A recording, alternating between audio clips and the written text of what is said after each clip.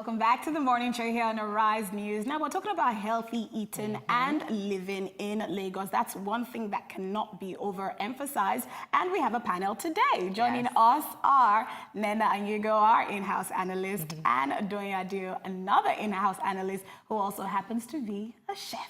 Yes. Welcome to the morning show. Welcome, ladies. Good morning. So this is obviously the best panel to have to discuss healthy living in Lagos. Now, then I know you're like in the fit family. You go to the gym almost every day. You watch what you eat, all of that. How easy would you say it is to actually live that kind of lifestyle in Lagos?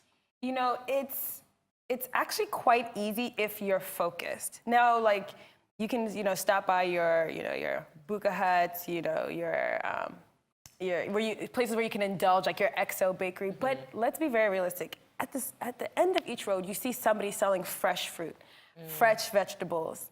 And getting those snacks that you usually get, those plantain chips, or something like that. Of course, you can treat yourself. But it's actually easy if you focus on places that provide that, and it's all around us here. Right, we're talking about expenses. I know a lot of people say healthy eating is expensive. Yeah, it is expensive. By the time you get to the salads, like everything from the salads, the fruits, like everything, and you can just get one meat pie or one hot dog or one shawarma. And sometimes it's also the time as well. You're a chef, so you do food prep. A lot of these healthy living and the healthy food options that we'd love to indulge ourselves in. It's not that it takes time to make it, but the thought, the process. I could just, as she said, I could just quickly get a meat pie as opposed to creating this really healthy, delicious, scrumptious breakfast.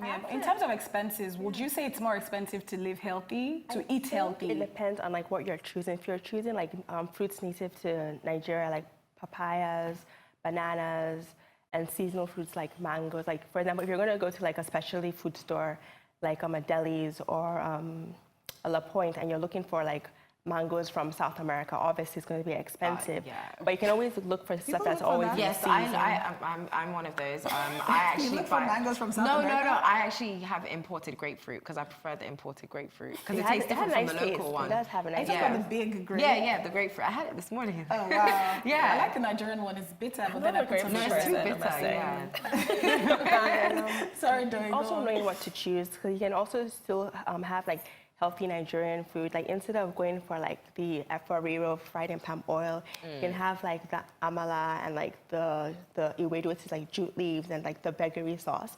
So even when you go to parties, knowing which Nigerian foods are healthier than others because of the cooking process. Yeah, and then also seafood okra, because we had the lady from Mint on, and she was showing us the healthier options of Nigerian food. So less palm oil, as you said. Or some even go oilless. Yes, oilless as well. There was no and oil it's really nice. It's still and even things like moi moi and eko, which is corn that is soaked for a while, and then it's steamed the same way that moi moi is, but it has no oil, so it's an oilless food. So go on. No, I was going to say, I think that you're naming all these options, and I think it's because of the lifestyle that we're accustomed to living in Lagos. very fast. Yeah, very very fast. You want some, you want things quick, and you want it tasty. You want it to taste delicious. But these fresh items or these healthier food options are tasty, but not traditionally, I am assuming, they're considered, tasty. I think that people are so quick to throw this, X seasoning on it, when it can just be good as is, and you can actually taste the natural flavors. Yeah, but like you said, I think it's a cultural thing, I don't know that I would. There are just I have certain aunts who would not, they'll say salad is goat food.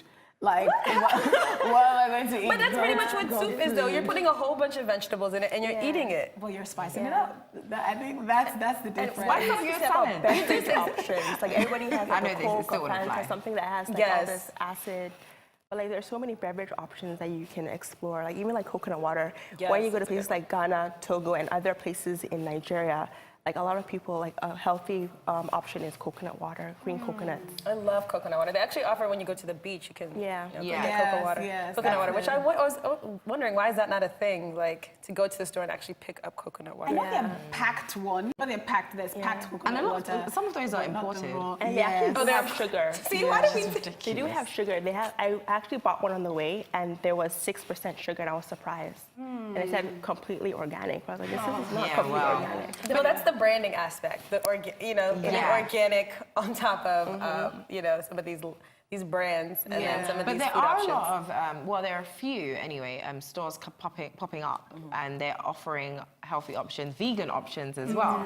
But then again, it's the cost as well because it's a bit pricey because there's one that sells mushroom suya, which is really nice. Okay. But it's more expensive than buying your normal average just beef suya or ram suya. So it's like, okay, why should I do this? Like, you really have to sometimes see the benefits of what you're eating and what you're getting out of these foods. And also, as you said, focus. What is your end goal or what are your goals? Are you trying to lose weight? Are you trying to be a bit more fit, healthy, your heart rate and all these things? Because we do consume things that are really high in cholesterol. Yes. And I think the lifestyle as well. A lot of us need to cook more. You know, there's this habit of eating out. You know, you come to work and looking for someone to get you food somewhere. You know, so that thing, I think, because something like mushroom suya, I won't be surprised if I saw the recipe and it's easy to make. But they're just making that so expensive because they're the ones making it. So maybe we need to like do more cooking and healthy cooking. But another challenge I heard people have is calorie counting with Nigerian food. So now you pick up a pack of, say, pasta from Italy or wherever, and you can see the breakdown, you know, carbohydrates, fat, this, that. But you go to the market and you buy your gari or you buy your elubo for amala, you buy your rice, you know, that's not in the pack. Chef, how do we? That's a good question. How do we know how do we the decipher complement? what's going Exactly. on? I think that's for food scientists to develop because also, like you said, a lot of our food is actually not packaged. We go to the local markets and get it processed, well, unprocessed, raw unprocessed. So if it was packaged, like if we're getting like the pound no yam, probably you would see, you know, the calories counted. But if we're going to get like the real yam, make the pound no yam ourselves, like we don't know how many calories that is. But also, even though you can't count your calories, portion control is very important. So instead of eating like a big amount of like semovita or even amla, which can be very healthy, portion control is very important, and the time of when you eat your food too. Exactly, yeah. So after 6 is generally not a good idea if you're trying to lose I was weight. going to ask what a good time is. Yeah, definitely not after 6. I think it all is dependent on how active you are too throughout the day and even after. You know, I think if you give yourself at least 2 hours before your sleep, I think you should be okay. But this is me. Yeah, this is you that you actually go to the gym. So let's not, don't mislead people and then not start eating at 8 and say they sleep at 10, so they're good. And another important thing, drinking lots of water, staying hydrated, because like also like I heard like when you wake up in the morning, the first thing you should do is try to drink like 2 to 3 glasses of room temperature water, which helps you flush out your system. You know, probably helps you go to the bathroom and clean it out. So drinking lots of water. And knowing like the how much room temperature water you should be drinking and how much cold water you should be drinking. Because when you drink cold water, it actually shocks your body, it shocks your heart, and it actually increases stress levels. Oh, wow. Interesting. So knowing what to drink is important. Which is actually interesting because I know, you know, in Asian culture, you have tea After, you know, tea with almost everything. after you're eating, so it can like, you know, dissolve, break down any food that's in it, and it's, you know, probably less jarring than drinking cold water. Yeah, I used to be a tea drinker, like a heavy tea drinker when I wasn't living in Nigeria. But now it's like, it's hot, you know. I don't know that I want to be drinking tea after every meal. I don't know about that. But now talking about the family stuff, so like you have kids and you have like the husband to cater to and you have like this extended family, Nigerian style family, you know.